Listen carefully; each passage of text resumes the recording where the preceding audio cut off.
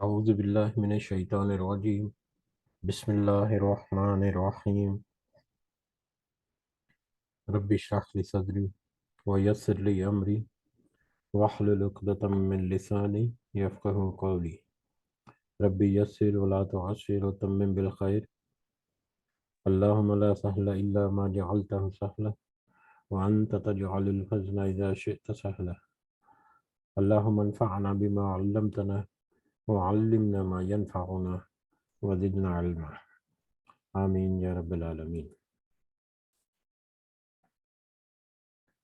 آج ہم انشاءاللہ اللہ کے خاص فضل و کرم سے اس کی خاص رحمت اور اس کی توفیق سے اسی کی عطا کردہ ہمت اور توفیق سے ہم انشاءاللہ سورۃ الحج شروع کرنے جا رہے ہیں۔ سب سے پہلے ہم اسی کی حمد اور اسی کی تعریف اور اسی کا شکر ادا کرتے ہیں جس نے ہمیں اس قابل رکھا، جس نے ہمیں یہ وقت اور مہلت اور یہ موقع بھی دے رکھا، جس نے ہمیں یہ وسائل دے رکھے، جس نے ہمیں یہ ذہن عطا کیا اور ایسا دل عطا کیا کہ ہم اس کے بابرکت کلام کو سمجھنے کی کوشش کریں۔ اللہ تعالیٰ سے دعا ہے کہ اس کی صحیح سمجھ ہمیں عطا فرمائے، اس کے ذریعے سے ہمیں صحیح سمت عطا فرمائے اور اس سمت کے اوپر پھر چلتے رہنے کی توفیق بھی عطا فرمائے، اپنے ساتھ ساتھ دوسروں کو بھی اصلاح کرنے کی بھی توفیق اور ہمت عطا فرمائے، اور دنیا کے ساتھ ساتھ آخرت میں خاص کر کامیاب لوگوں میں اللہ تعالیٰ ہمیں شمار فرمائے، آمین یا رب العالمین۔ تو سورۃ الحج، اس سے پہلے ہم نے جو پچھلی مجلس میں کچھ آیات پڑھی تھی، اس کا ترجمہ ہم ایک دفعہ یاد دہانی کے لیے، اور ویسے بھی وہ موضوع جو ہے وہی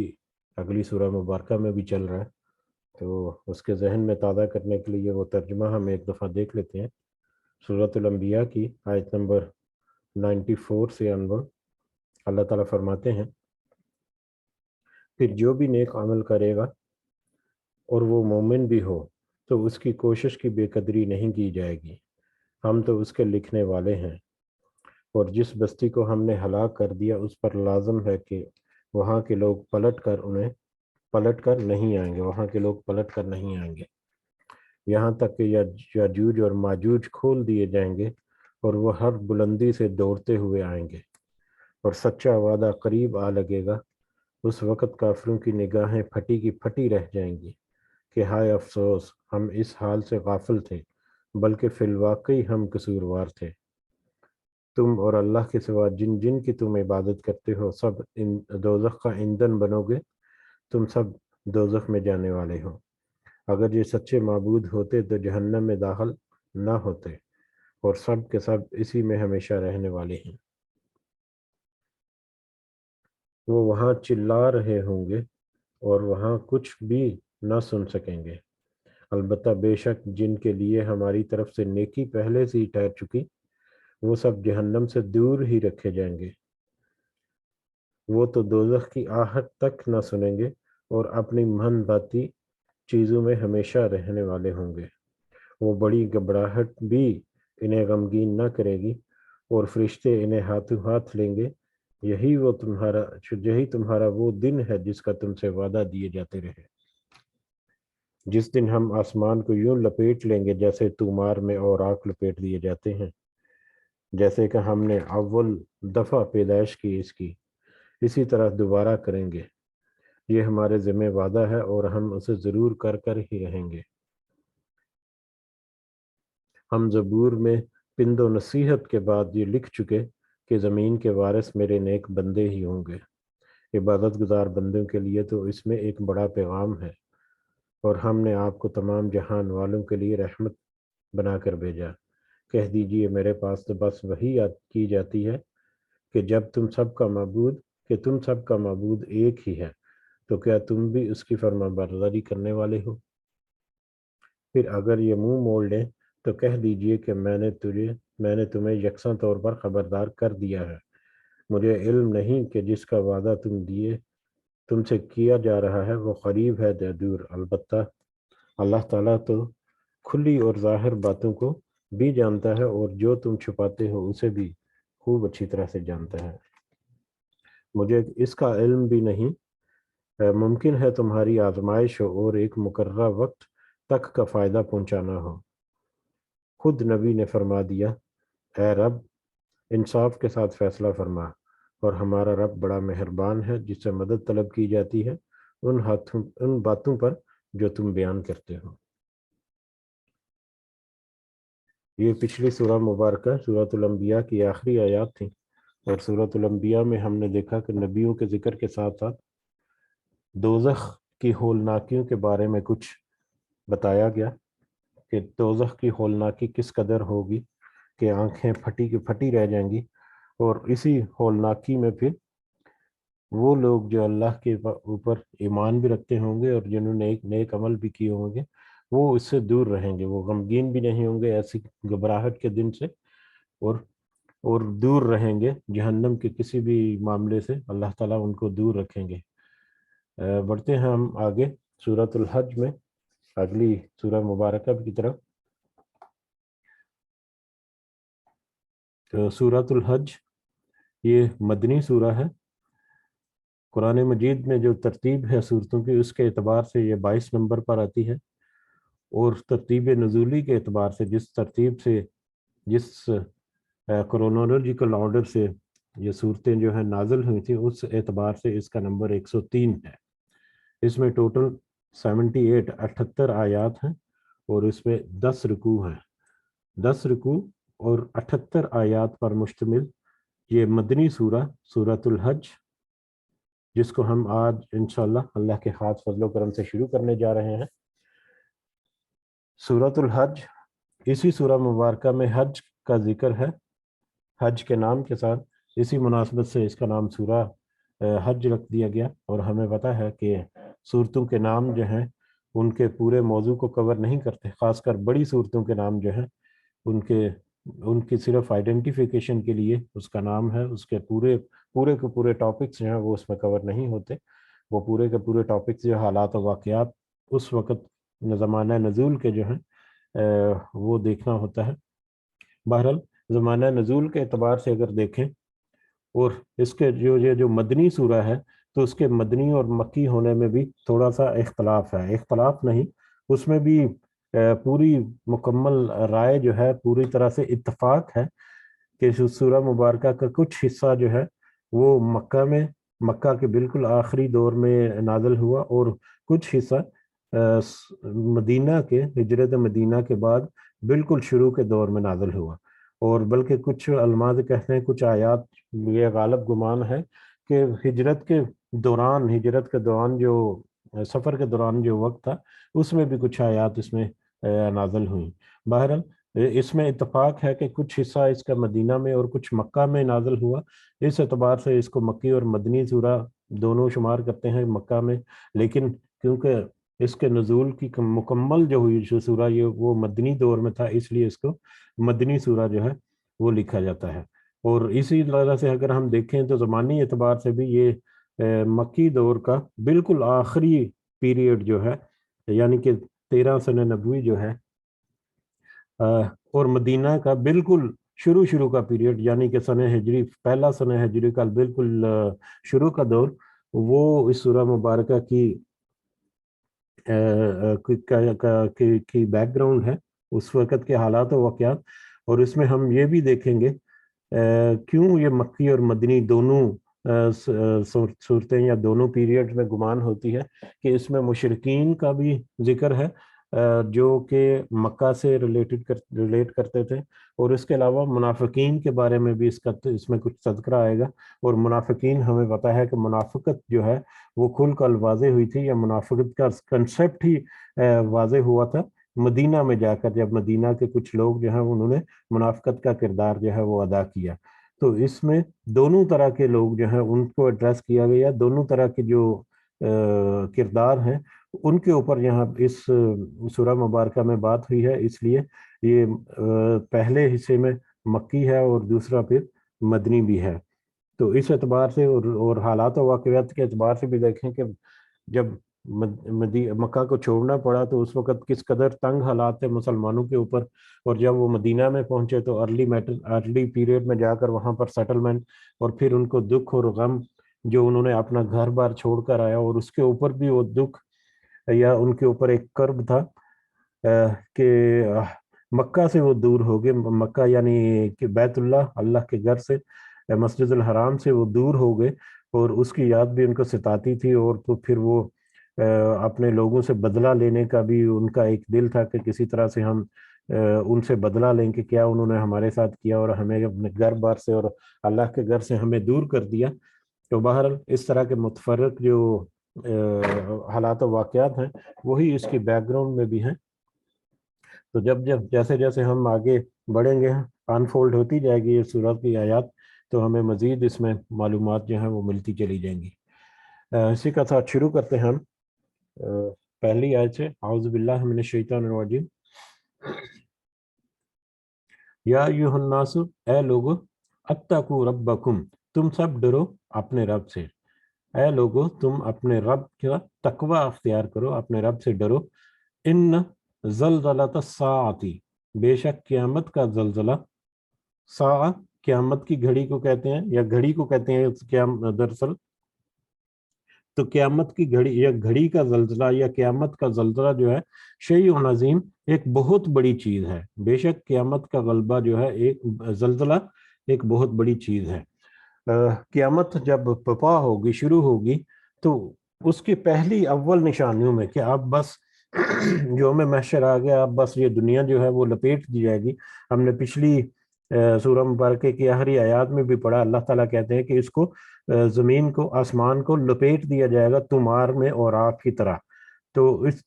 جب زمین کو اس طرح سے لپیٹ دیا جائے گا، اور پھر بہت ساری جگہوں پر آیا کہ اس کو کوٹ کوٹ کر ہم اس کو چٹیل میدان جو ہے وہ بنا دیں گے، اور اس کے اوپر صفحہ ہستی سے ہر چیز جو ہے وہ مٹ جائے گی، اور اسی طرح سے اور بھی بہت ساری آیات۔ تو ایسی سچویشن، اور سائنٹیفکلی بھی اگر دیکھیں تو کل جو ہم نے مختصر سی بات کی تھی کہ اس قدر بڑی تباہی ہوگی، پوری کائنات کو آپس میں جب لپیٹا جائے گا اور پھر واپس آپس میں یہ کولیپس ہوں گے اور ان میں بہت بڑی بڑی تباہی ہوگی، تو اس تباہی کے آثار یا اس تباہی کی وجہ جو ہے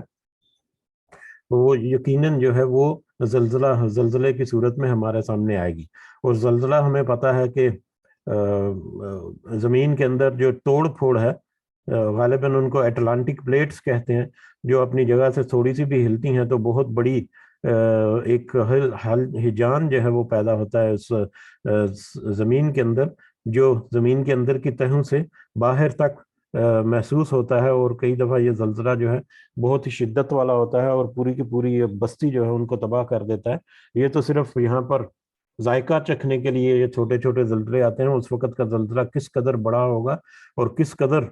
تباہ کن ہوگا اس کا ہم نے اندازہ بھی نہیں کر سکتے، کہ پوری زمین جو ہے وہ اس چٹیل میدان بن کر رہ جائے گی، اور اس کے اوپر ہر چیز جو ہے وہ ختم ہو جائے گی، بلڈنگ، پہاڑ، ہر بڑی چھوٹی چیز جو ہے وہ سب نیست و نابود ہو جائے گی۔ تو یہ قیامت کا زلزلہ جو ہے یہ اول نشانیوں میں سے ہے۔ اس کے بعد پھر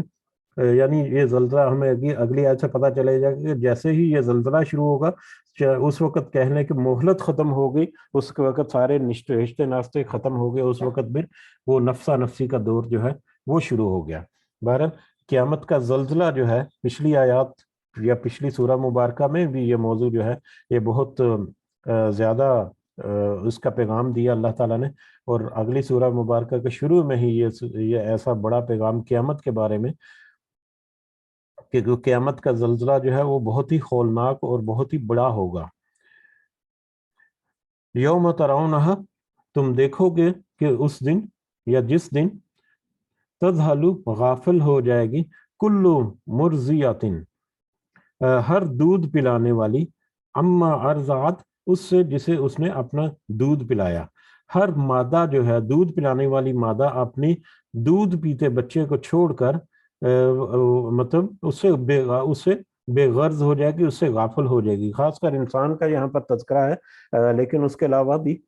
کوئی بھی مادہ جو اپنے بچوں کو دودھ پلا رہی ہوگی یا ماں جو ہے، ماں کی محبت جو ہے اس کی مثال دی جاتی ہے، چاہے وہ انسانوں کی ہو یا چاہے وہ جانوروں میں ہو، ماں کی محبت کی ایک مثال ہوتی، مطلب مثال کے طور پر ہم لیتے ہیں کہ ماں اس قدر اپنے بچوں سے محبت کرتی ہے، اپنا سارا سکھ چین جو ہے وہ لٹا چکی ہوتی ہے اپنے بچے کے لیے، لیکن وہ گھڑی قیامت کی ایسی ہوگی جس کا یہاں پر زلزلے کا اور اس کے بعد کی ہولناکی کا ذکر ہے کہ اس میں ماں جو ہے اپنے دودھ پلاتے بچے کو، یا بلکہ علماء نے اس کی تفسیر کی ہے کہ ماں اپنے بچے کو دودھ پلا رہی ہوگی اور اسی حال میں وہ اپنے بچے کو پھینک کر یا چھوڑ کر اس سے غافل ہو کر بھاگ کھڑی ہوگی۔ اس قدر وہ ہولناک منظر ہوگا، یا اس وقت وہ ہولناک اس قدر کیفیت ہوگی۔ وَتَضَعُ، اور گرا دے گی، کُلُّ ذَاتِ حَمْلٍ حَمْلَهَا، ہر حمل والی اپنا حمل، ہر مادہ جو ہے وہ اپنا حمل گرا دے گی۔ اس قدر وہ سچویشن ہوگی کہ اسقاط حمل ہو جائیں گے، یعنی حمل جو ہیں وہ بھی سارے گرا دیے جائیں گے یا گر جائیں گے۔ وَتَرَى النَّاسَ، اور آپ دیکھیں گے لوگوں کو، سکارا، کہ وہ نشے کی حالت میں، جیسے مدہوش ہونا، یہ سکارا جو ہے نشے کی حالت میں، ایسے لگتا ہے جیسے نشے کی حالت میں مدہوش ہوں گے وہ، وَمَا هُمْ بِسُکارا، بلکہ وہ ہرگز مدہوش نہیں ہوں گے، یعنی کہ ہرگز انہوں نے نشہ نہیں کیا ہوگا، یعنی وہ لوگوں کی حالت اس وقت ایسی ہوگی، ایسے وہ سٹ پٹائے گئے ہوں گے، یا ابھی ہم نے آیت پڑھی کہ ان کی آنکھیں جو ہیں وہ کھلی کھلی رہ جائیں گی، شک ہو جائیں گی، پھٹی کی پھٹی رہ جائیں گی، اور ایسے وہ بدحواس ہو جائیں گے کہ جیسے ان کو کچھ سوج ہی نہیں رہا، جیسے وہ بالکل ہی مدہوش ہو چکے، بلکہ نشے سے دھت ہیں، بلکہ حقیقت یہ ہے کہ وہ نشے سے دھت نہیں ہوں گے، وما ہم بسکارا، وہ مدہوش نہیں ہوں گے یا انہوں نے کوئی اس طرح کا نشہ نہیں کیا ہوگا، بلکہ ولیکن عذاب اللہ شدید، بلکہ یا لیکن اللہ کا عذاب ہی اس قدر شدید ہوگا کہ ان کی یہ کیفیت ہوگی کہ وہ ان کی آنکھیں پھٹی کی پھٹی رہ جائیں گی، اور ان کو کچھ سجائی نہ دے رہا ہوگا اور کچھ سمجھ نہیں آ رہی ہوگی، اور بالکل اپنی ذات سے بھی غافل ہو کر بالکل ہی مدہوش ہونے کی طرح ہو چکے ہوں گے۔ استغفر اللہ، اللہ تعالیٰ ہمیں ایسی کسی بھی کیفیت سے محفوظ رکھے۔ پچھلی آیات میں بہت واضح طور پر اللہ تعالیٰ نے بتا دیا کہ وہ لوگ جو ایمان کے ساتھ ساتھ نیک عمل کرنے والے بھی ہوں گے، ان کو ایسی کسی بھی سچویشن، ایسی کسی بھی جو کرب والی جو چیز ہے اس سے اللہ تعالیٰ محفوظ رکھیں گے۔ یہ ان لوگوں کا ذکر ہے جنہوں نے انکار کیا، اور جو پچھلی آیات، یہ پچھلی سورہ مبارکہ میں جو موضوع تھا، اور اس سورہ مبارکہ میں بھی آگے جو آ کر ہم دیکھیں گے ابھی کی آیات میں، تو یہ مشرکین کا جو رویہ تھا دو تین باتوں میں، ایک تو یہ کہ اللہ کا انکار کرنا سیدھا سیدھا کہ اللہ ایک ہی ہے، کہ ایک ایسے ہو گیا کہ دوسرے معبود جو ہیں وہ نہیں ہیں، وہ اپنے معبودوں کو بیچ میں جگہ بنانا چاہتے تھے، اس کے علاوہ مرنے کے بعد دوبارہ زندگی ملنا، اس کے اوپر ان کو بڑے تحفظات تھے، یا اس کے اوپر وہ ایمان لانا یا یقین کرنا ان کے لیے مشکل تھا، اور تیسرا قیامت کا آ جانا، یا قیامت کے بارے میں بھی وہ گمان کرتے تھے کہ یہ دنیا ہی بس سارا کچھ ہے۔ تو یہ وہ لوگ جو اللہ کے مختلف ہدایات کا، اس کے علاوہ باقی جو اللہ تعالیٰ کی نصیحت ہے ان کا بھی انکار کرتے تھے، تو جو اللہ کا انکار کرنے والے ہیں اس کی باتوں کا یا اس کی توحید کا، ان کے بارے میں یہ بہت زیادہ، لیکن اس کے ساتھ ساتھ وہ لوگ بھی جو ایمان کے ساتھ ساتھ عمل صالح نہیں ہے، جن کا قولی طور پر تو ظاہری طور پر تو ایمان والے ہیں، لیکن پریکٹیکلی انہوں نے کوئی ایسا عمل نہیں کیا ہوگا، تو ان کو بھی کچھ نہ کچھ عذاب کا مزہ تو وہاں پر چکھنا ہی ہے۔ تو بہرحال ایسے لوگ جو ہیں وہ اس شکنجے میں آئیں گے۔ اللہ تعالیٰ سے دعا ہے کہ ہمیں ہماری موت سے پہلے اس قابل ضرور بنائے اللہ تعالیٰ کہ ہم ایسی کسی بھی سچویشن سے اول دن سے، پہلے دن سے ہی اللہ تعالیٰ میں اس سے محفوظ رکھے اور اس سے ہمیں دور رکھے، جیسا کہ اللہ تعالیٰ نے پچھلی آیات میں ہم سے وعدہ کیا ہے، ہم سے یا بنی نوع انسان سے وعدہ کیا ہے کہ اگر تم اپنے نیک اعمال رکھو گے تو تمہیں ایمان کے ساتھ نیک اعمال رکھو گے تو تمہیں اس اذیت سے دور رکھا جائے گا۔ آمین یا رب العالمین۔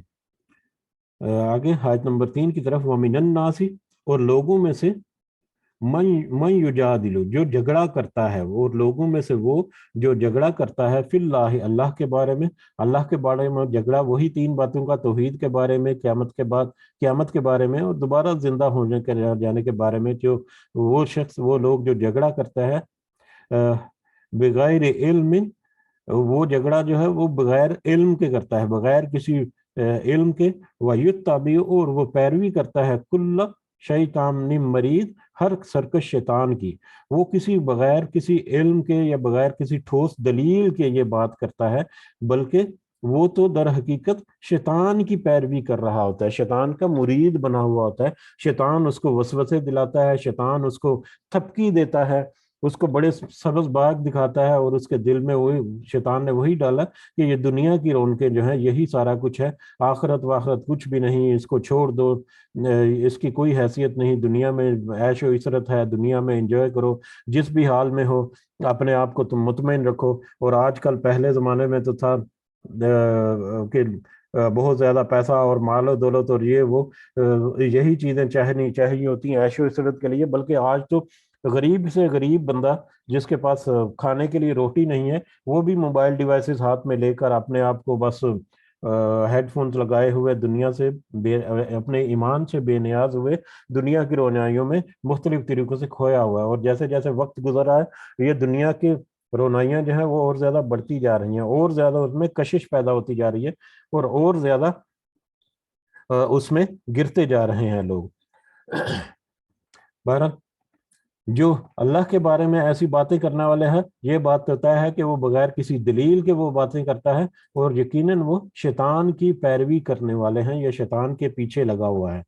کتب علیہ لکھ دیا اس کے لیے، یہ لازم کر دیا اس کے لیے، ایسے شخص کے لیے، انہو کہ بے شک کہ یہ حقیقت ہے، من تولاہ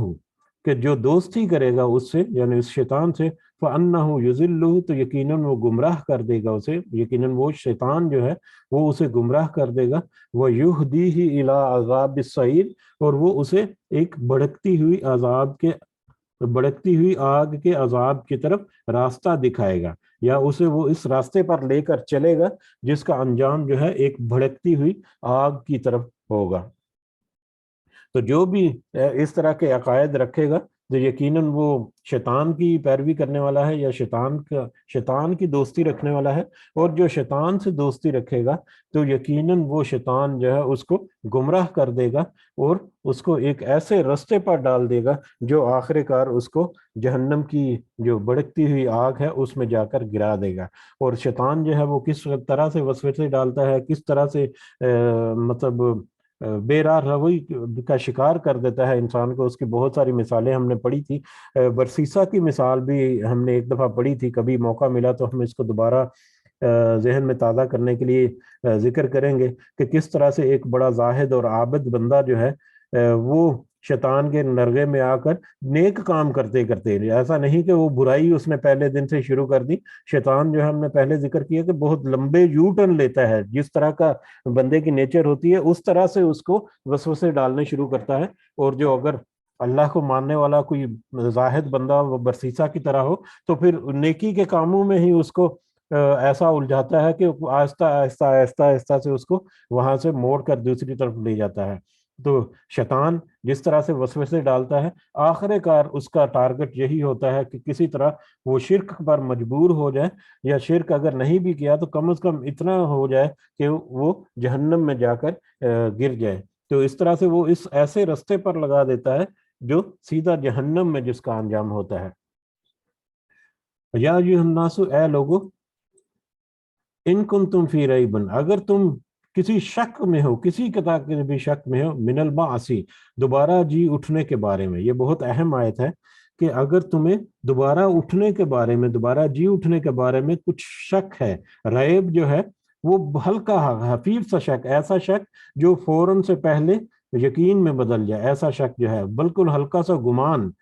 تو اگر تمہیں بالکل ریب ہے کہ دوبارہ جی اٹھو گے اس بارے میں تو پھر ذرا غور کرو۔ کس چیز پر غور کرو؟ فَإِنَّ تو بے شک ہم خَلَقْنَاكُم مِّن تُرَابٍ ہم نے پیدا کیا تمہیں مٹی سے، تو ذرا غور کرو کہ بے شک ہم نے تمہیں پیدا کیا مٹی سے۔ اب یہ لوگ وہ جو دوبارہ زندہ ہو جانے کو ایمان نہیں رکھتے، یا جن کا گمان یہ ہے کہ دوبارہ ہمیں زندگی نہیں ملے گی، بس یہی دنیا جو ہے یہی ساری زندگی ہے، ان کے لیے کہ آنکھیں کھولنے کے لیے اتنی بڑی نشانی اتنی ڈیٹیل کے ساتھ اللہ تعالیٰ ذکر کرنے لگے ہیں ابھی کہ کہ بے شک ہم نے تمہیں مٹی سے پیدا کیا. ہم نے تمہیں مٹی سے پیدا کیا، اس کے دو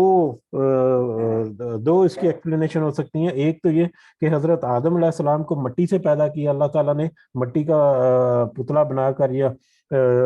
جسم بنا کر اس میں اللہ تعالیٰ نے اپنی روح میں سے پھونکا اور وہ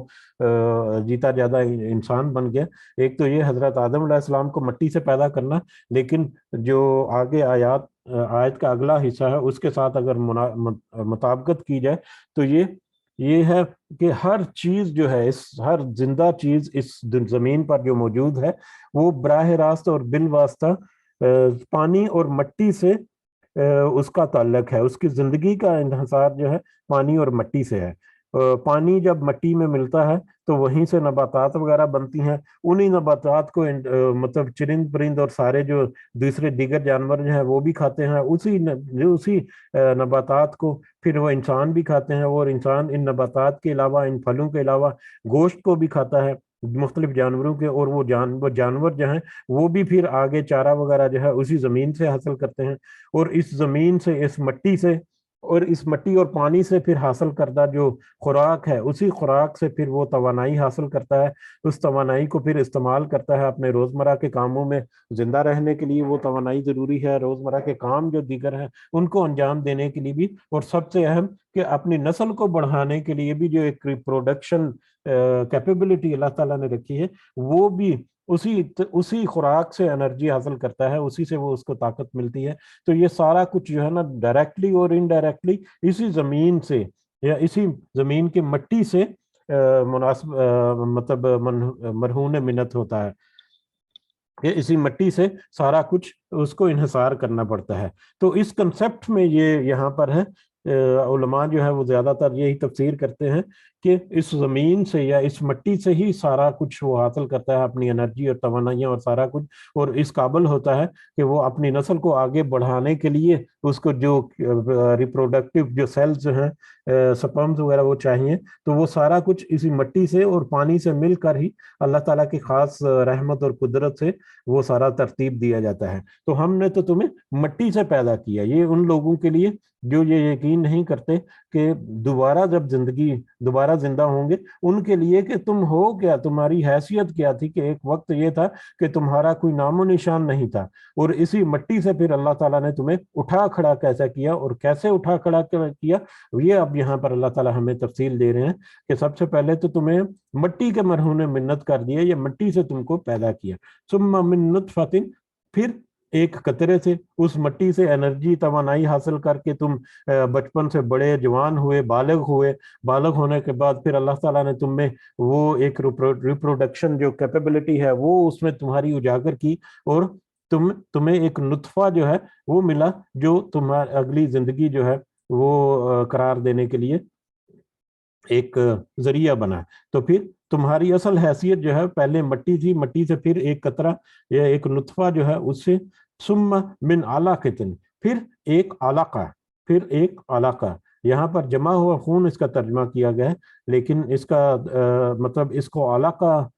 ہی کہہ کر اگر ہم آگے بڑھیں تو زیادہ مناسب ہوگا. اس کے بارے میں، اس آیت کے بارے میں خاص کر تھوڑا سا اضافی نوٹ جو ہے وہ ہمیں ضرور نوٹ کرنا چاہیے کہ ڈاکٹر ذاکر نائک جو ہے انہوں نے بہت اچھی تفسیر یا بہت اچھی ایکسپلینیشن اس آیت کی دی ہوئی ہے. اور یقیناً آپ سب کو پتہ ہوگا ڈاکٹر ولیم کیمبل جو ہے نوبل ایوارڈ یافتہ ہے، نوبل انعام یافتہ ایک بندہ جو میڈیسن کی فیلڈ میں، طب یعنی میڈیسن یہ ڈاکٹری کی فیلڈ میں اس نے کچھ کارنامے انجام دیے جس کی وجہ سے اس کو نوبل ایوارڈ ملا تھا. اس نے ایک کتاب لکھی تھی، the Bible and Quran in the light of science. یہ 90s کے شروع میں اس نے یہ کتاب لکھی تھی، یا غالباً اس سے بھی پہلے. The Bible and the Quran in the light of science, Bible اور قرآن کی روشنی میں، سائنس کی روشنی میں. تو یہ کتاب کو کوئی بھی مسلمان جو عالم تھا وہ اس کا جواب دینے سے قاصر تھا. تو 1990s کے آخر میں، 98 99 میں، 97 میں ڈاکٹر ذاکر نائک کا مکالمہ ہوا تھا. ایک بڑی لمبی ڈیبیٹ ہوئی تھی 2.5-3 گھنٹے کی، وہی ڈاکٹر ولیم کیمبل کے ساتھ. اس کی ویڈیوز جو ہیں وہ موجود ہیں یوٹیوب کے اوپر، اگر نہیں دیکھی تو وہ ضرور دیکھیں. بہت ہی انٹرسٹنگ، بہت ہی انٹرسٹنگ اور بہت ہی قابل رشک اس میں معلومات ہیں کہ اللہ تعالیٰ کی جو تخلیق ہے انسان کو، اس کے اوپر جس طرح سے وہاں پر مکالمہ ہوا اور جس طرح سے وہاں پر بحث ہوئی، تو جس کو نہیں پتا یا جس نے زیادہ تحقیق نہیں کی، اس کی آنکھیں جو ہیں وہ کھلی کو کھلی رہ جاتی ہیں وہاں پر۔ اور اسی ڈیبیٹ میں پتا چلا کہ ڈاکٹر کیتھ مور جو ہے، اس سے سوال کیا گیا اسی آیت کے بارے میں، اور اس آیت کے اس حصے کے بارے میں، انسان کی تخلیق کے بارے میں، تو اس نے جب اس کے اوپر تحقیق کی تو وہ بڑا حیران رہ گیا کہ یہ کیسے ممکن ہے کہ 1400-1500 سال پہلے کسی نے ایک اس ترتیب کے ساتھ اور اس ڈیٹیل کے ساتھ انسان کا جو ارلی سٹیجز ہیں، جو ماں کے جسم پیٹ کے اندر اس کے جو مختلف مراحل ہیں، ان کو اتنی تفصیل کے ساتھ اور اس خوبصورت ترتیب کے ساتھ ذکر کیا، یہ تو جدید سائنٹیفک ریسرچ کے بغیر ممکن نہیں تھا۔ تو وہ بھی اس بات پر ماننے کو ایگری تھا کہ یہ کسی انسان کا کلام ہو ہی نہیں سکتا، اور اس نے بھی تحقیق جو کی، اس نے بھی پھر یہ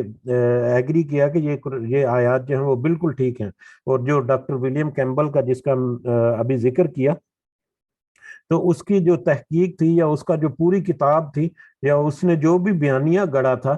قرآن کے خلاف اور قرآن کو ان سائنٹیفک قرار دینے کے لیے، اس میں یہ ورڈ جو علاقہ ہے اس کی بہت زیادہ اہمیت ہے کہ ورڈ علاقہ کو اس نے سیم اسی طرح سے یہاں پر جیسے یہاں پر جمے ہوئے خون کا ترجمہ کیا گیا، اسی طرح سے اس نے بھی اس کو جمے ہوئے خون کا ترجمہ کیا کہ علاقہ کا مطلب ہے جمع ہوا خون۔ اور اس نے سائنٹیفکلی کہا کہ سائنٹیفکلی جمع ہوا خون جو ہے وہ تو نہیں ہوتا، وہ تو ایک چیز اور ہوتی ہے۔ تو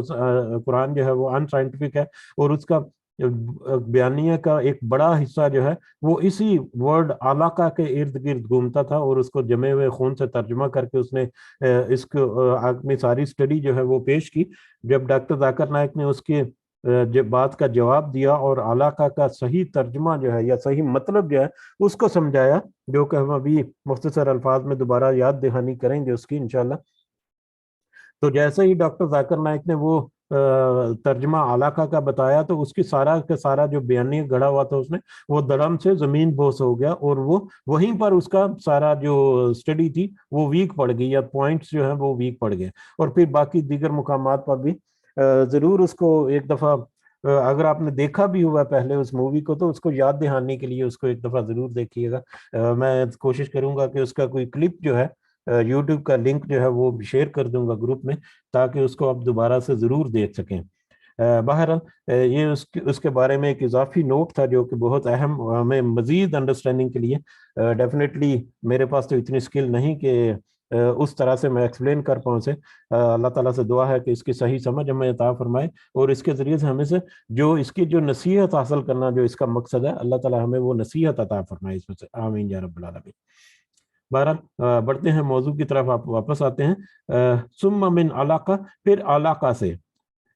تراب مٹی سے پیدا کیا، پھر نطفہ سے ایک پانی کے بے قدر قطرہ جو ہے اس کا پہلے ذکر ہوا، یا میل سپم جو ہے وہ جب میل سپم مادہ کے رحم میں یا عورت کے رحم میں جب داخل ہوا، تو پھر وہ علاقہ میں بدل گیا، پھر علاقہ۔ اور علاقہ کے 3 ترجمے یا 3 مطلب جو ہے وہ ڈاکٹر ذاکر نائک کی ایکسپلینیشن کے مطابق ہے، اور تینوں کے تینوں جو ہیں سائنٹیفکلی بھی یہاں پر فٹ ہوتے ہیں۔ سب سے پہلا ترجمہ تو جمع ہوا خون، یعنی انسان کی سب سے پہلی کیفیت جب وہ مرد کا نطفہ جو ہے عورت کا جو ایگ ہے اس کے ساتھ جب وہ کنسیو ہوتا ہے، تو سب سے پہلا جو اس کا سٹیج ہے وہ علاقہ ہے۔ اور علاقہ جو جیسا کہ یہاں پر ترجمہ کیا جمع ہوا خون، کہ بالکل وہ خون کا ایک نقطہ سا نظر آتا ہے، بلڈ سپاٹ نظر آتا ہے، بالکل سرخ کلر کا، اور اس میں کوئی اور کیفیت نظر نہیں آتی، ظاہری اعتبار سے دیکھنے کے اعتبار سے وہ ایک بلڈ کلاٹ ہی نظر آتا ہے۔ دوسرا علاقہ کا ترجمہ ہے لیچ لیچ یعنی جونک کی طرح نظر آنے والی کوئی چیز۔ تو اس کو جب مائکروسکوپک ویو دیکھا جائے، مائکروسکوپ میں جب اس کو بڑا کر کے دیکھا جائے، تو اس کی ظاہری شکل جو ہے وہ بھی لیچ جیسی ہوتی ہے، لیچ یا جونک جیسی ہوتی ہے۔ جونک جو جوہڑوں وغیرہ میں ہوتی ہے، جو جانوروں کے اوپر گائے وغیرہ کو جب اس میں جوہڑ میں جاتی ہے تو اس کے ساتھ چپک جاتی ہے اور اس سے اپنا خون چوستی ہے۔ اور لیچ جو ہے یا جونک جو ہے اس کا وتیرہ جو ہے یا اس کی جو حسلت جو ہے وہ بھی خون چوسنا ہوتا ہے. اور علاقہ اسی طرح سے جب وہ ماں کے مطلب تیسرا جو مطلب ہے اس کا علاقہ کا وہ ہے چپک جانے والی, چمٹ جانے والی. تو یہ علاقہ جو ہے ارلی جو سٹیج ہے وہ خون کا ہلکا سا سپاٹ جو ہے جو کہ لیچ کی طرح یا جونک کی طرح نظر آتا ہے, وہ ماں کے رحم میں ایک محفوظ جگہ پر وہ چپک جاتا ہے, وہ وہاں پر وہ کلنگ ہو جاتا ہے, چمٹ جاتا ہے اس کے ساتھ. تو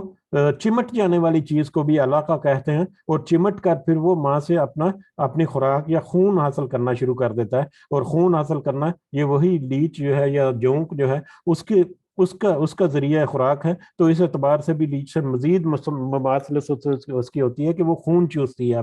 اپنے جس بھی جگہ سے وہ چپک رہی ہوتی ہے. تو علاقہ کا یہ 3-4 جو مختلف ترجمے ہیں وہ سارے کے سارے سائنٹیفکلی بھی فٹ آتے ہیں انسان کی اس سٹیج کے اوپر جس سٹیج کی یہاں پر بات ہو رہی ہے. علاقہ جو سب سے پہلی سٹیج جو ہے وہ علاقہ میں بدل گیا, پھر علاقہ کے بعد ثم من مضغہ, پھر گوشت کے لوتھڑے میں, پھر وہ علاقہ جو ہے وہ ماں کے جسم سے خون اس نے چوسنا شروع کیا آہستہ آہستہ سے, اس کا جسم بڑھنا شروع ہوا, تو خون جو ہے وہ سرکولیشن اس کی شروع ہوئی, اور شروع میں گوشت کا لوتھڑا یا گوشت کا مسل جو ہے وہ بننے شروع ہوئے, بوٹی جو ہے وہ بننا شروع ہو گئی یا بوٹی بنی. اس کے بعد مخلقتاً, اب یہ گوشت کا لوتھڑا جو ہے وہ مخلقہ, وہ مکمل شکل بنائی ہوئی بھی ہے, اور وغیر مخلقہ, اور غیر مکمل شکل بھی, مکمل اور غیر مکمل. یعنی اس کے بعد جو مختلف سٹیجز آتی ہیں,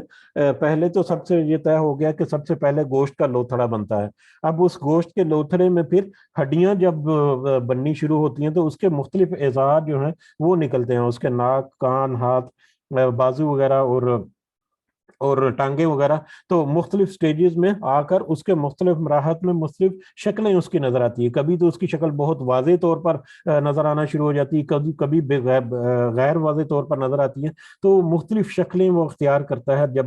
جیسے جیسے وہ دن گزارتا ہے وہاں پر. تو وہاں پر گوشت کے لوتھڑے سے پھر وہ ہڈیاں وغیرہ جب بنتی ہیں تو اس کے مختلف شکلیں جو ہیں کبھی مکمل اور کبھی نامکمل سی نظر آتی ہے. اور ایک تفسیر میں تو اس کے بارے میں یہ بھی ہے کہ مکمل شکل بنائی ہو, اور غیر مکمل سے مراد یہ ہے کہ کوئی بچہ جو اپنی پیریڈ مکمل کر کے صحیح سلامت جس کی زچگی ہو جاتی ہے تو اس کی شکل تو کمپلیٹ ہوتی ہے, یا سٹل برتھ جو ہے وہ بھی کمپلیٹ شکل میں ہوتا ہے, لیکن کچھ دفعہ ارلی سٹیجز میں ہی وہ ساقط ہو جاتا ہے, مطلب حمل جو ہے. تو اس وجہ سے اس وقت اس کی کوئی خاص شکل نہیں ہوتی, اس وقت یہ خون کا علاقہ جو ہے وہ تو ہوتا ہے, لیکن اس کے بعد یہ جو گوشت کا لوتھڑا جو ہے اس کی بھی ابتدائی شکل کچھ ہو سکتی ہے, لیکن کوئی مکمل کوئی واضح شکل نہیں ہوتی, اور اسی حال میں وہ ویسٹ ہو جاتا ہے یا ضائع ہو جاتا ہے, اسقاط حمل جسے کہتے ہیں. تو یہ بھی صورت ایک ہو سکتی ہے, واضح بھی ہو سکتا ہے اور غیر واضح بھی. اور دوسرا جب اس میں ہڈیاں بنتی ہیں اور مختلف سٹیجز میں سے جب گزرتا ہے تو اس کی مختلف صورتیں جو ہیں وہ بدلتی ہیں, اس کی آخری صورت, آخری شکل واضح ہونے سے پہلے تک. تو وہ یہ سارا جو ہے سٹیجز جو ہیں وہ اس میں کور ہوتی ہیں. اور انہی سٹیجز میں جب وہ اس کی شکل واضح ہو جاتی ہے یا ہونا شروع ہو جاتی ہے تو اسی سٹیج میں پھر اللہ تعالیٰ اپنے روح میں سے اس میں روح بھی پھونک دی جاتی ہے, اس کی روح جو ہے وہ اس میں آتی ہے, اور وہ پھر ایک زندہ جیتا جاگتا وہاں پر پورا ایک انسان جو ہے وہ تخلیق ہو چکا ہوتا ہے اس میں. ٹھیک ہے, تو یہ انسان کا مادر رحم کے اندر جو اس کی مختلف سٹیجز ہیں اس کو اللہ تعالیٰ نے یہاں پر کھول کر بیان کر دیا. آگے اللہ تعالیٰ خود کہہ رہے ہیں لِنُبَيِّنَ لَكُمْ, تاکہ ہم کھول کر بیان کر دیں. یہ صرف ایک سٹوری تمہیں نہیں بتا رہے, تاکہ تمہیں کھول کر بیان کر دیں. اور کھول کر کیا بیان کر دیں؟ انسان جو کہتا ہے کہ دوبارہ زندہ نہیں ہوگا, نمبر ایک تو اس کی اپنی اصل حیثیت اور حقیقت کیا ہے, اس کے اپنی اوقات کیا ہے, کہ کچھ بھی نہیں تھا, اللہ تعالیٰ نے اس کو اتنا بڑا انسان جو ہے وہ بنا دیا. اور دوسرا یہ ہے کہ کچھ نہ ہونے کے باوجود اللہ تعالیٰ نے ایک انسان کو جب تخلیق کر دیا تو دوبارہ تخلیق کرنے میں تو پوری طرح سے قدرت رکھتا ہے, تو بلکہ اور زیادہ آسان ہونا چاہیے لوجیکلی. تو یہ اس لیے تاکہ تمہیں کھول کھول کر بیان کر دے وہ چیزیں جو 1500 سال پہلے تم نہیں جانتے تھے, جو کہ سائنٹیفک ریسرچ سے آج ہمیں پتہ چلی ہیں, لیکن 1500 سال پہلے تم نہیں جانتے تھے, وہ چیزیں بھی تم کو اللہ تعالیٰ نے بتا دی مختلف طریقوں سے واضح کر کے. वनुक़िर्रु फ़िल अरहाम, और हम ठहराते हैं उसे रहमों में, मा नशाउ, जो चाहते हैं, जो हम चाहते हैं, इला अजल मुसम्मा, एक मुकर्रर वक्त तक, एक मुकर्रर की हुई मुद्दत तक हम उसे फिर अपने रहम मादरे रहम जो है उसमें ठहराते हैं, जिसको जो हम चाहते हैं, जो हम चाहते हैं यानी वो लड़का है या लड़की है, अल्लाह ताला की मशीयत से, अल्लाह ताला की मर्जी से या अल्लाह ताला के हुक्म से वो सारा कुछ, या लड़का है या लड़की है, और चाहे लड़का है या लड़की है, उसके बाकी जो जेनेटिक कैरेक्टरिस्टिक्स हैं, यानी उसका रंग कैसा होगा, उसकी जिसामत कैसी होगी, उसका कद काट कैसा होगा, उसके बालों का रंग कैसा होगा, उसके जिस्म पर कितने बाल होंगे, यानी ये जेनेटिक जो उसमें कैरेक्टरिस्टिक्स है क्रोमोसोम्स वगैरह की के अंदर जो कोडिंग की जाती है, एक ये भी एक बड़ा दिलचस्प मौजू है, लेकिन कॉम्प्लिकेटेड भी है। बहरहाल जो जेनेटिक कोडिंग जो है उसकी जो पूरी साख्त इंसान की जो है, वो जिस तरह से हम चाहें उस तरह से हम बनाकर उसको रहम मादर में एक मुकर्रर की हुई मुद्दत तक फिर उसको ठहराते हैं। वही जो पीरियड है जिसमें जिसमें वो अपने माँ के पेट में रहता है बच्चा, ये सिर्फ अच्छा, ये दूसरी ये है कि ये सिर्फ इंसान तक ही महदूद नहीं है, इंसान के अलावा बाकी जो जानदार हैं, इवन के पौधों की भी बहुत सारी जो इब्तदाई शक्लें हैं उनके बीज के अंदर, उनको भी जब हम पूरी तफसील से देखें तो वो भी काफ़ी हद तक इससे मिलती जुलती होती हैं। और बाकी जानवरों का तो बहुत ज़्यादा ममासलत होती है, और यहाँ पर ख़ास कर क्योंकि इंसान के बारे में बात हो रही तो हम अपना फोकस जो है वो इंसान की तरफ रखते हैं, लेकिन साइंटिफिकली दूसरे जो जानदार हैं उनकी भी बहुत ज़्यादा मुशाबत है, इन्हीं स्टेजेस के साथ मिलती जुलती है। बहरहाल एक मुकर्रर मुद्दत तक जो हम चाहें वो उसको हम रहमों में रखते हैं। सुम्मा नुखरिजुकुम तिफला, और फिर हम निकालते हैं तुम्हें बिल्कुल एक बच्चे के तौर पर। जब तुम्हारी पैदाइश होती है या जब तुम दुनिया में आते हो तो फिर बिल्कुल एक बच्चे होते हैं, तिफलन, एक बिल्कुल नातवाना सा, बगैर मतलब किसी हिम्मत के, बगैर कोई ताकत रखे हुए एक बच्चा जो है वो इस दुनिया में आता है कि वो फुल्ली डिपेंडेंट होता है अपने माँ बाप के ऊपर या अपने उन लोगों के ऊपर जो इसके इर्द गिर्द होते हैं, कि इवन के खुराक भी वो माँ उसकी या कोई दूसरा उसको कोई खुराक खिलाएगा या पिलाएगा तो फिर ही वो पी सकता है, अदरवाइज उसमें इतनी हिम्मत भी नहीं, इतना कमजोर और नातवा होता है वो बच्चा कि वो अपनी खुराक भी खुद हासिल नहीं कर सकता। बल्कि दूसरे जानवर जितने जानदार हैं, इंसान के अलावा दूसरे जानदार जितने भी हैं, चाहे वो पौधे हैं चाहे वो दूसरे जानवर हैं, वो आमतौर पर फिर थोड़ी सी हरकत जो है वो शुरू कर देते हैं और कुछ कोशिश जरूर करते हैं अपनी खुराक हासिल करने के लिए। पौधों में भी और जानवरों में भी हम देखें कि ये बहुत सारी हमें चीज़ें ऐसी मिसाल मिलेंगी, लेकिन इंसान के बारे में कि वो तो इस कदर कमज़ोर और इस कदर नातवा होता है कि वो अपनी खुराक भी खुद हासिल करने के काबिल नहीं होता, उसके लिए भी दूसरों के मरहूने मिन्नत होता है वहां पर। तो ये एक उस बच्चे की या उस इंसान की बात हो रही है जो जवान होकर बड़े तकब्बर के साथ अल्लाह के सामने खड़ा हो जाता है। तो ये जरा स्टेप बाय स्टेप और जरा गौर से देखें तो हमें उसकी असलियत जो है वो नजर आती है। और इसके बावजूद अगर कोई हट दर्मी से अपना इनकार करता रहे तो फिर तो उसके साथ बिल्कुल जायज है कि उसके साथ बिल्कुल कोई नरमी ना बरती जाए क़यामत के दिन। बहरहाल एक बच्चा जो है हम निकालते हैं तुम्हें एक बच्चे के तौर पर, सुम्मा लितबलु अशुद्धकुम, फिर तुम्हें एक शिद्दत वाली जो उम्र है या एक नौजवानी की उम्र तक ले जाते हैं। फिर हम तुम्हें अल्लाह ताला उसकी हिफाजत करता है, उसको नेमतें मिलती हैं, नेमतों के साथ साथ उसकी हिफाजत अल्लाह ताला करते हैं, और फिर वो जवानी की उम्र तक पहुंच जाता है। बचपन उसने गुजारा, टीन एजिंग जो है वो गुजार दी, फिर नौजवानी की उम्र में दाखिल हुआ 30-35 साल 40 साल की उम्र में, फिर वह मिनकुम मन युतवफ़ा, फिर तुम में से जो फोत किया जाता है, तुम में से कुछ तो ऐसे हैं जो फोत हो जाते हैं, चाहे वो बचपन में हो जाएं या जवानी में हो जाएं या उधेड़ उम्र में जाकर हो जाएं, कुछ जो है तुम में से फोत किए जाते हैं। वह मिनकुम मन युरद्दु इला अर्ज़लिल उम्र, और फिर तुम में से कुछ वो हैं जो लुटा दिया जाता है जिनको एक नकारा उम्र की तरफ। अर्ज़लिल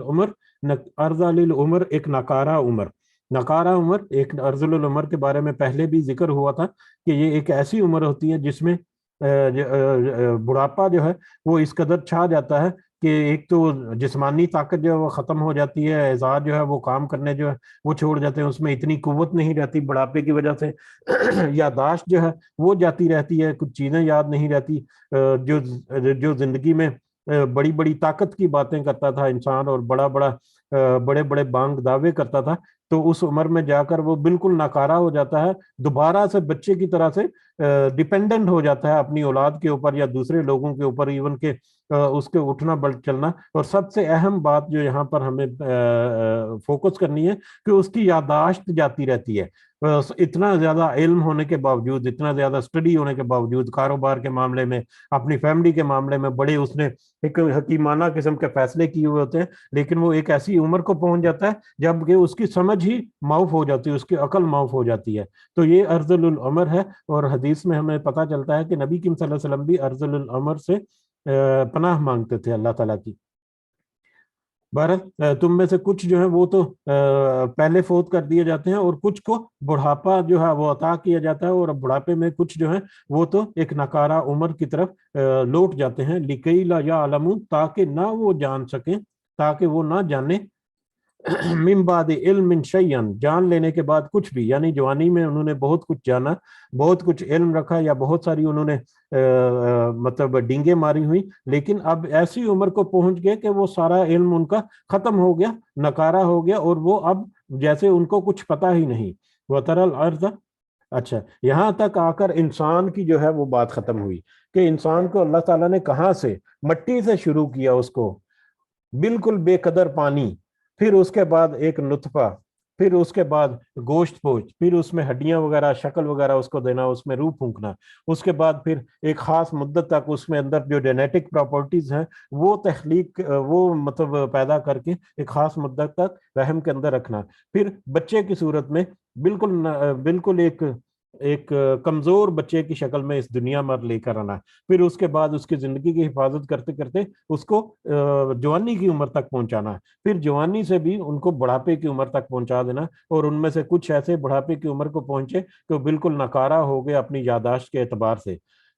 تو سارا کچھ جان لینے کے بعد بھی یہ پورے انسان جو ہے، اس کے بعد اب یہاں پر اگر تھوڑا سا وقفہ ہم تصور کریں تو اس کے بعد ہمیں یہ مطلب نظر آتا ہے کہ اس کے بعد پھر وہ انسان جو ہے وہ دوبارہ موت سے ہمکنار ہو گیا، اور یہ انسان کی زندگی اور موت کا ایک سائیکل جو ہے وہ مکمل ہوا، اور اسی طرح سے یہ ایک سائیکل جو ہے جتنے انسان دنیا پر ہیں وہ سارے کے سارے یہ سائیکل کمپلیٹ کرتے ہیں، کہ ایک بالکل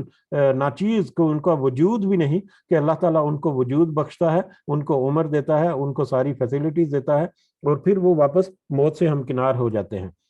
اور یہ لائف سائیکل جو ہے جس کا یہاں پر تذکرہ کیا، اب اسی طرح کا لائف سائیکل جو ہے اس کی دوسری مثال اللہ تعالیٰ یہاں پر پودوں کی دے رہے ہیں، بڑی آسان سی، ہم نے پہلے بہت دفعہ اس کا ذکر بھی ہو گیا۔ وَتَرَى الْأَرْضَ حَامِدَةً، اور آپ دیکھتے ہیں زمین خشک پڑی ہوئی ہو،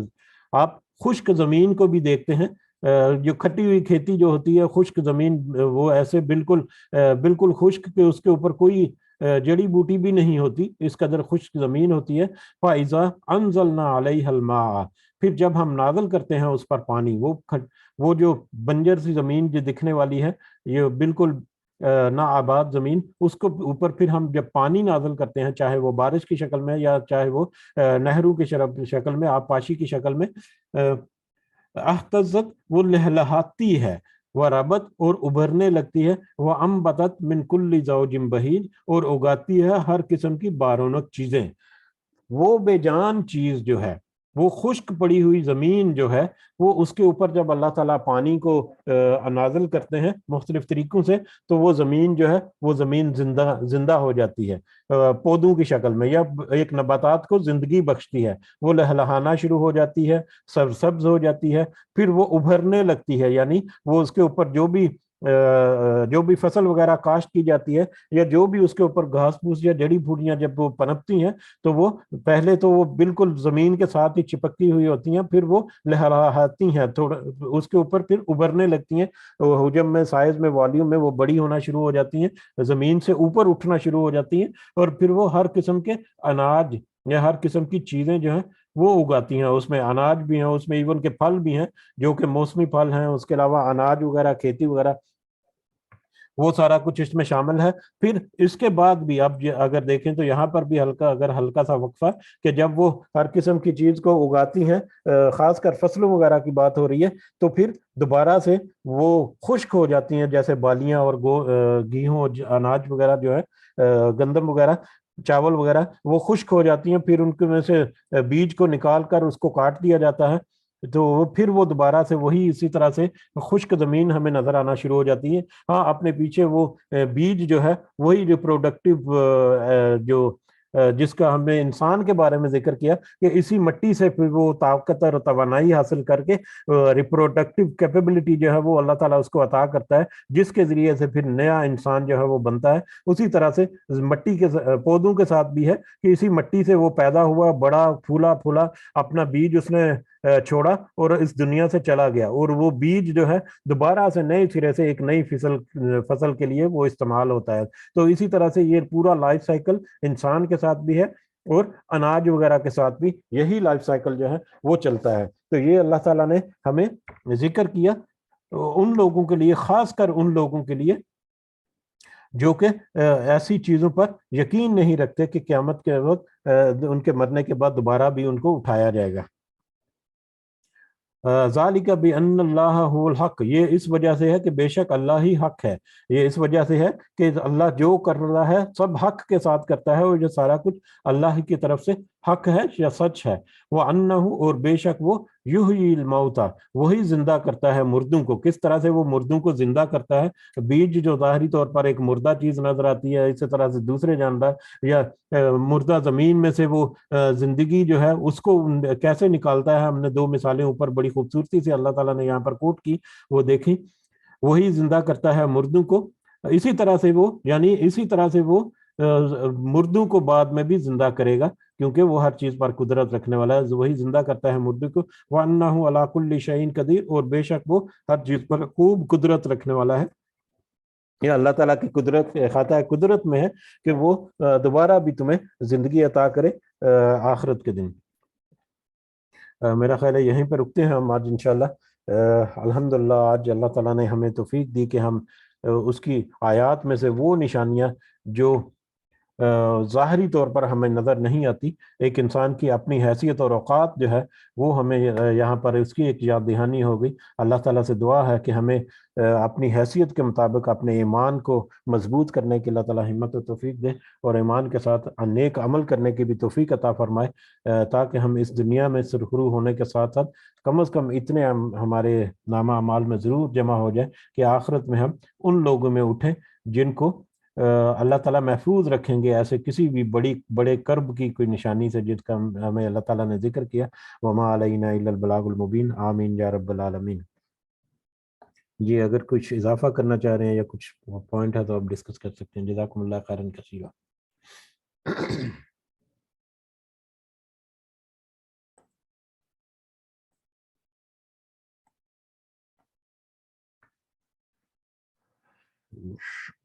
جی، اگر کچھ پوائنٹ نہیں ہے تو ٹھیک ہے، اجازت چاہتے ہیں، انشاءاللہ کل اپنے نئے سبق کے ساتھ حاضر ہوں گے۔ سب کو دعاؤں میں ضرور یاد رکھیں، اللہ تعالیٰ سب کا حامی و ناصر ہو، اللہ تعالیٰ سب کے لیے آسانی پیدا فرمائے، جس کے جو مسائل ہیں اللہ تعالیٰ ان کی خاص مدد فرمائے، ہماری نیک جائز حاجات اور خواہشات اللہ تعالیٰ قبول و منظور فرمائے، اور جو ہمیں دنیا میں اور آخرت میں بہتر ہونے والی ہماری خواہشات ہیں ان کو اللہ تعالیٰ ہمیں عطا فرمائے،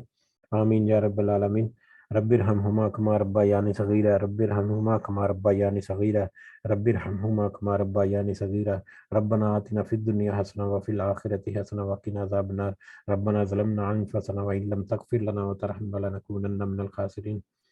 لا الہ الا انت سبحانک انی کنت من الظالمین، ربنا تقبل منا انک انت السمیع العلیم وتب علینا انک انت التواب الرحیم، سبحان ربک رب العزۃ عما یصفون وسلام علی المرسلین والحمد للہ رب العالمین۔ سبحانک اللہم وبحمدک اشہد ان لا الہ الا انت استغفرک واتوب الیک۔ جزاکم اللہ خیرا کثیرا۔ السلام علیکم ورحمۃ اللہ وبرکاتہ۔